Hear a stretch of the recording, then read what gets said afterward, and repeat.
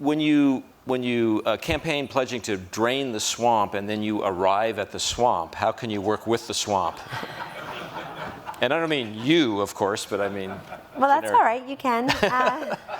So for years, I've had this phrase, staff infection, and it's my way of describing the consultancy, particularly the Republican consultancy. I just feel like candidates often lose and consultants always win. And when I say consultants, it's also the lobbyists and the opinion elites. It's like, oh, they made this excuse, like, oh,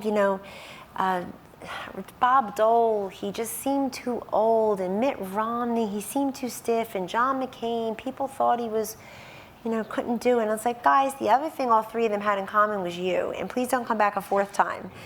And this time they did not. They got purged from the system early.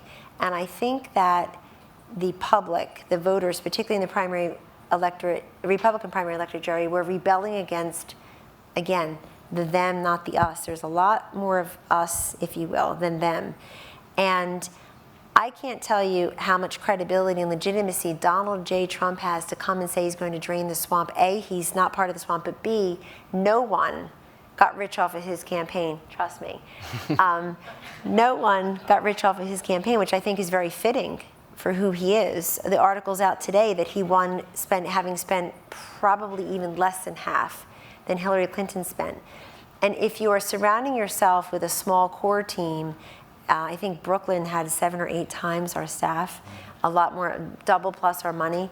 You have credibility to say, I'm going to come here now and not need all these extra people to tell us what's going on. Now, his Drain the Swamp plan, it's also online. You can look at that. And it does talk about term limits. It does talk about lobbying bans, and which probably will weigh on some people's minds before they go into the administration.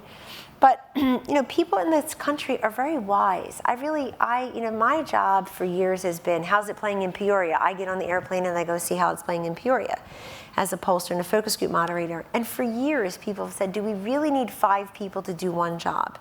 I would think, without even knowing what that job is, the answer is no. And the American people are way ahead, I think, of the political class here in saying, the waste, the abuse, the duplicativeness, the non-responsiveness, the labyrinth, Byzantine, molasses-like pace of the government.